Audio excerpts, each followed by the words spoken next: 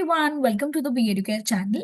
इस सेशन में हम लोग डिस्कस करने वाले हैं कि अगर आप लोग क्लैट 2027 एंट्रेंस एग्जाम की तैयारी कर रहे हो तो लीगल रीजनिंग की पढ़ाई कैसे करनी है।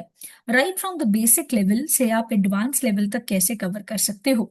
सो अगर आप एक ऐसे बिगिनर हो जो सोच रहा है कि लीगल रीजनिंग में आखिर पढ़ना क्या होता है और कैसे पढ़ना होता है, लीगल रीजनिंग आपको नाइटमेयर देता है, तो आपको बिल्कुल भी वरी करने की जरूरत नहीं है। Because by the end of this session आपको समझ में आ जाएगा कि लीगल रीजनिंग में कैसे चीजें पढ़नी होती है, क्या क्या चीजें इंपॉर्टेंट होती है और कौन सी ऐसी चीजें हैं जो हमें बिल्कुल भी मिस आउट नहीं करनी है।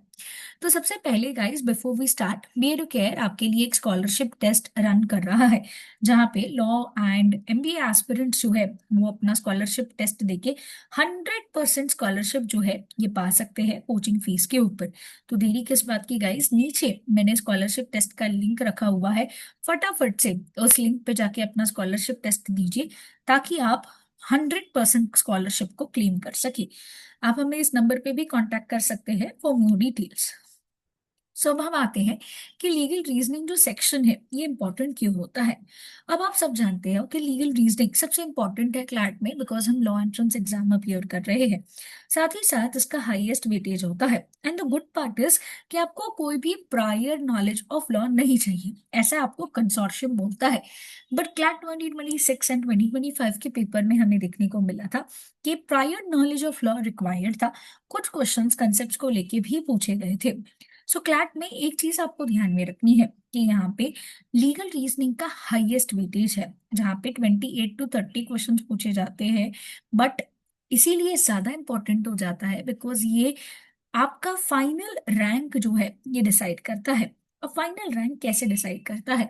सो मान के चलिए अगर दो स्टूडेंट्स को सेम स्कोर आ चुका है तो किसको ज्यादा रैंक मिलेगा, ऊपर रैंक किसको मिलेगा? तो उसके लिए जिसका भी लीगल में ज्यादा स्कोर होगा उसको रैंक जो है हायर मिलेगा कंपेयर टू दैट जिसका लीगल में स्कोर क्या है, कम है।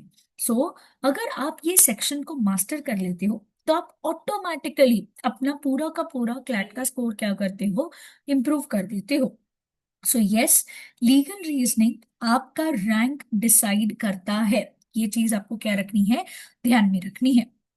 अब काफी सारे मिथ्स होते हैं लीगल रीजनिंग को लेकर के, जहाँ पे कुछ कॉमन मिथ्स ये है कि आपको लॉ बैकग्राउंड से होना जरूरी है, मतलब आपके फैमिली में या आपके डिस्टेंट फैमिली में या आपके रिलेटिव्स में या फ्रेंड में कोई ऐसा पर्सन होना चाहिए जो लॉ बैकग्राउंड से है और वो आपको गाइड कर रहा है, पढ़ा रहा है। ऐसा जरूरी नहीं है। ये एक मिथ है कि लॉ बैकग्राउंड से होना जरूरी है, बिकॉज फर्स्ट जनरेशन लॉयर्स जो है ये भी तो होते हैं। और आज के टाइम पे जो जनरेशन हैं उनमें से भी कोई ना कोई ऐसा पर्सन रहा होगा जो फर्स्ट जनरेशन लॉयर होगा। सो आपको लॉ बैकग्राउंड होना जरूरी नहीं है। दूसरा सबसे बड़ा मिथ ये है कि आपको आईपीसी के सेक्शंस, बीएनएस के सेक्शंस बाय हार्ट करने की जरूरत है, कॉन्स्टिट्यूशन के सेक्शंस बाय हार्ट करने की जरूरत है। ऐसा बिल्कुल भी नहीं है। क्लैट आपको जो है यहाँ पे आपके बाय हार्ट के स्किल्स के ऊपर टेस्ट नहीं करता है। क्लैट आपको टेस्ट करता है कि आप कितने ज्यादा अवेयर हो, आपको कितना अच्छे से लीगल लॉजिक समझ में आ रहा है, आप कितना अच्छे से पैसेजेस पढ़ पा रहे हो, आप कितना अच्छे से रीडिंग जो है कर पा रहे हो। सो ये चीज आपको ध्यान रखनी है। And one of the very important myth के एनएलयू जो है उसमें सिर्फ लॉयर्स के ही बच्चे पढ़ते हैं, ऐसा बिल्कुल नहीं है गाइस। ऐसा अगर होता तो आज के टाइम पे एनएलयूज की कुछ ही सीट्स भरती, बाकी सारी सीट्स खाली होती। अगर आप टैलेंटेड हो, अगर आप अपना जो we can say reading skills है, अंडरस्टैंडिंग स्किल्स है, एनालिटिकल स्किल्स है, सही तरीके से अगर इस्तेमाल करते हो तो आप भी डेफिनेटली इस CLAT national level law entrance exam को क्लियर कर सकते हो। तो ये जो मिथ्स है ये सब कंप्लीटली रॉन्ग है। क्लैट का रीजनल रीजनिंग जो है it is not about law, it is about logic and understanding. इसीलिए तो एक साइंस और एक कॉमर्स स्टूडेंट भी इसे इजीली क्या कर सकता है, मास्टर कर सकता है।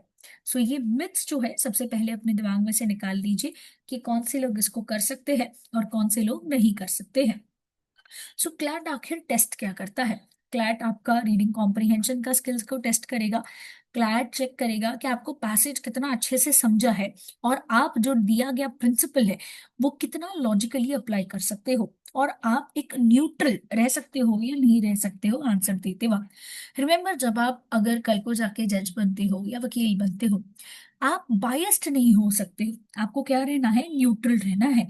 तो वही आपको टेस्ट किया जाता है। तो क्लैट आपकी मेमोरी टेस्ट नहीं करता है, क्लैट ये टेस्ट करता है कि how do you think under the pressure.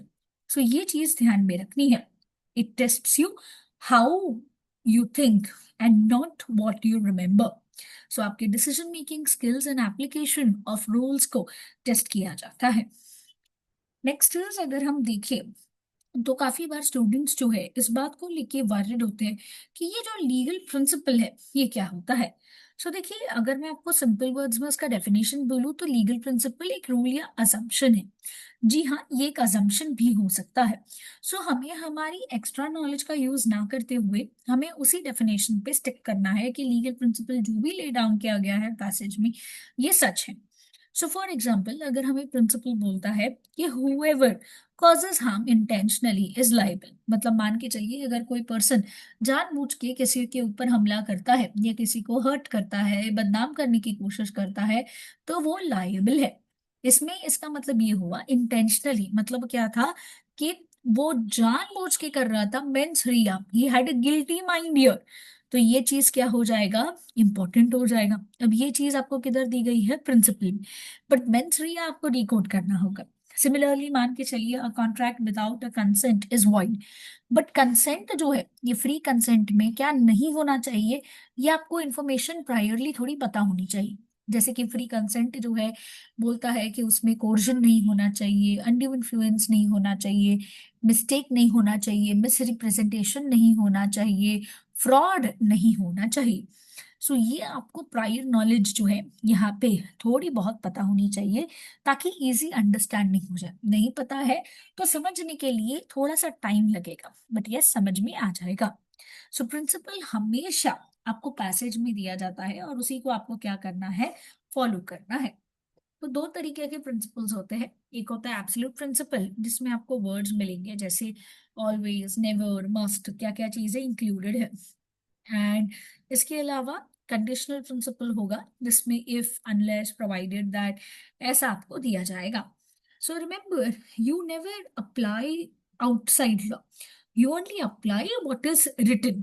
और हर एक लीगल क्वेश्चन में आपको एक पैसेज होगा, वो पैसेज में से 6-7 क्वेश्चंस होंगे, लीगल प्रिंसिपल्स आपको पैसेज में दिए गए होंगे, नीचे क्वेश्चंस में आपको फैक्चुअल सिचुएशंस होंगी एंड आपको ऑप्शंस जो है ये दिए गए होंगे। तो ये चीज आपको क्या रखनी है, ध्यान में रखनी है। एंड यहाँ पे आपको कौन सा प्रिंसिपल कब जो है वो यूज करना है, ये आइडेंटिफाई करना एक टास्क होता है। वही चीज आप सीखते हो क्लैट के एंट्रेंस एग्जाम प्रिपरेशन में, ताकि आप सिली मिस्टेक्स अवॉइड कर सको। जैसे फैक्ट्स क्या होते हैं, फैक्ट्स आर द स्टोरीज जो आपको दिए जाते हैं। मतलब अभी सिंपल एग्जांपल ले लीजिए कि how, who did it, when did that person do, and how did that person do.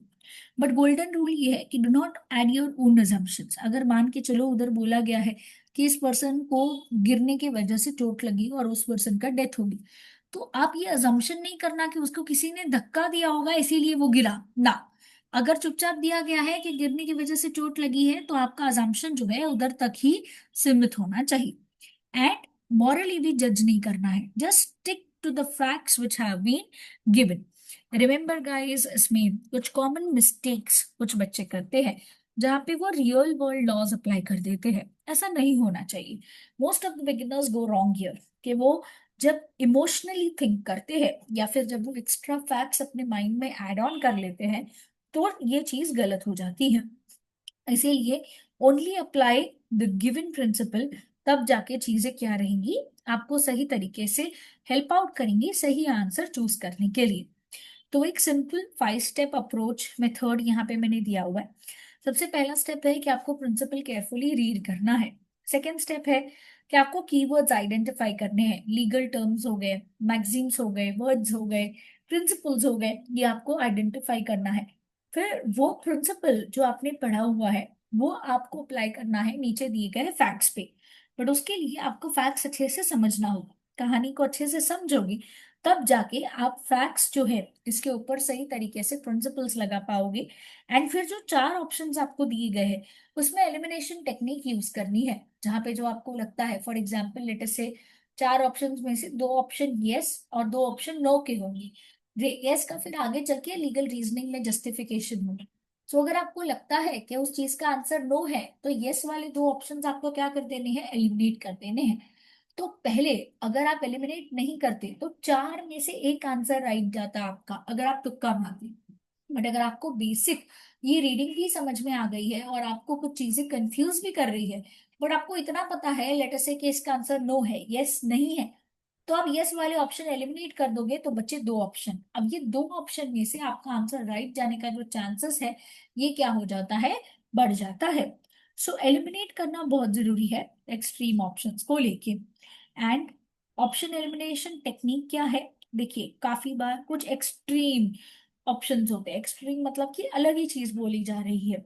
काफी बार कुछ न्यू फैक्ट्स ऐड कर देता है नीचे करेक्ट ऑप्शन में। अब मैंने आपको क्या बोला कि न्यू फैक्ट्स आपको यूज ही नहीं करने हैं, आपको स्ट्रिक्टली किसके ऊपर रिलाई करना है, पैसेज में दिए गए प्रिंसिपल पे। कुछ ऐसे भी ऑप्शंस होंगे जो मॉरल जजमेंट के ऊपर होंगे, एज आई टोल्ड यू, हमें इमोशनली या मॉरली थिंक नहीं करना है, जो हमें प्रिंसिपल दिया गया है हमें उसी पे क्या करना है, स्टिक करना है। एंड काफी बार ट्विस्ट एंड टर्न्स भी होते हैं प्रिंसिपल में, मतलब एक आधा वर्ड इधर उधर करके। अभी मान के चलिए प्रिंसिपल बोलता है is legal thing to do, बाकी नीचे ऑप्शन में दिया रहेगा is not a legal thing to do. तो अगर आप बहुत रश में आंसर मार्क कर रहे हो और आपने ये नॉट वर्ड स्किप कर दिया तो इनिशियली आपको आंसर क्या लगेगा कि वही राइट था क्योंकि वो डिट्टो पैसेज से मैच कर रहा है। बट एक आधा वर्ड आगे पीछे करना उसका मीनिंग चेंज कर सकता है। तो ये चीज हमें क्या रखनी है, ध्यान में रखनी है। एंड इसीलिए आपको लीगल रीजनिंग जो है ये डेली बेसिस पे प्रैक्टिस करनी चाहिए। एक पैसेज अगर आप डेली बेसिस पे प्रैक्टिस करते हो तो भी मोर देन सफिशिएंट है, मतलब ऑन एन एवरेज आप 5 से 10 एमसीक्यूज कर रहे हो। आपको मिस्टेक्स को एनालाइज करना है। मिस्टेक्स को एनालाइज करने के लिए सबसे इंपॉर्टेंट चीज ये होती है कि आप उसका पूरा का पूरा एक बार आप एनालिसिस करो जब, तो फाइंड आउट करो कि आपका आंसर रॉन्ग क्यों गया, क्या आपने सिली एरर की थी, क्या रीडिंग कॉम्प्रिहेंशन में जो प्रिंसिपल दिया गया था वो आपने आइडेंटिफाई नहीं किया बराबर से, या फिर क्या आपसे समझने में भूल हो गई, या फिर क्या आपसे एप्लीकेशन ऑफ प्रिंसिपल में भूल हो गई, या फिर आप समझे भी बराबर थे बट आपने फैक्ट जो है उसके ऊपर सही तरीके से अप्लाई नहीं किया, या आपने एक्सेप्शन जो है ये अप्लाई नहीं किया। ये सारी चीजें ध्यान में रखनी जरूरी है। और फिर वीकली बेसिस पे मॉक टेस्ट के जैसे प्रैक्टिस करना, इससे आपको बहुत ज्यादा प्रैक्टिस जो है ये मिलती है।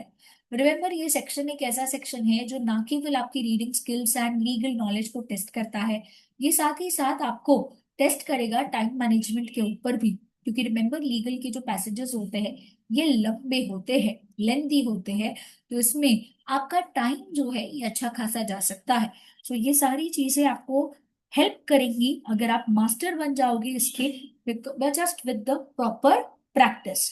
अब फाइनल टिप्स जो मैं आपको देख रही हूँ, देखिए यहाँ पे इनिशियली जब आप स्टार्ट करोगे तो इनिशियली स्पीड कम होगी, ठीक है, बट विद प्रैक्टिस आपकी स्पीड बढ़ जाएगी। रिमेम्बर यहाँ पे आपका जो क्लैट एंट्रेंस एग्जाम है इसमें नेगेटिव मार्किंग भी है, तो इसमें एक्यूरेसी भी उतना ही इंपॉर्टेंट रोल प्ले करता है। ऐसा नहीं कि हमने फटाफट से आंसर्स मार्क कर लिए और हमने बोला कि हमने पूरा पेपर अटेम्प्ट कर लिया या मैंने पूरा लीगल का सेक्शन अटेम्प्ट किया, ऐसा नहीं चलेगा। यहाँ पे आपकी एक्यूरेसी तभी हो सकती है गाइस अगर आपने टाइम मैनेजमेंट समझ लिया। और उसके लिए सबसे पहले आपको कंसेप्ट करना होगा, कंसेप्ट आपके क्लियर होने चाहिए। तो contract law, constitution of India, criminal law, intellectual property rights, torts law, ये कुछ बेसिक टॉपिक्स है जो नॉन नेगोशिएबल है, इसको गलती से भी स्किप मत करो। And practice is also not negotiable, हर रोज प्रैक्टिस करना जरूरी है। Because legal reasoning is not a part जहां पे आप इसको लास्ट के 2-4 दिन में पढ़ोगे और आपका हो जाएगा, ये बिल्कुल भी ऐसा सेक्शन नहीं है। यहाँ पे आपका कंटिन्यूअस क्या लगेगा, कमिटमेंट जो है ये लगेगा। तो आप फटाफट से बी केयर के साथ अपनी पढ़ाई स्टार्ट कर दीजिए, बिकॉज हम यहाँ पे एक्सपर्ट फैकल्टीज आपको पढ़ाएंगे। एक्सपर्ट फैकल्टी में आपको एडवोकेट पढ़ाएंगे, जहाँ पे लॉ के एक्सपर्ट जब आपको पढ़ाएंगे तो रियल लाइफ आपको एक्सपीरियंस भी मिलेगा। और बी केयर इस वक्त आपको 100% स्कॉलरशिप ऑफर कर रहा है कोचिंग फीस के ऊपर। अब फटाफट से अपनी प्रिपरेशन स्टार्ट कर दीजिए बिना कोई देरी से। किसी भी तरीके का डाउट आ रहा है तो आप हमें इस नंबर पे कांटेक्ट कर सकते हो, या फिर आप हमारे offline coaching centres Dombivli and Ghatkopar में विजिट कर सकते हो। बीए केयर आपको ऑनलाइन लाइव लेक्चर्स भी प्रोवाइड करता है। तो अगर आप मुंबई में नहीं रहते हो, बाहर कहीं रहते हो, तो भी कोई बात नहीं, हमें इस नंबर पे कांटेक्ट करिए फॉर मोर डिटेल्स, ताकि हम आपको कंप्लीट गाइडेंस जो है ये दे पाए।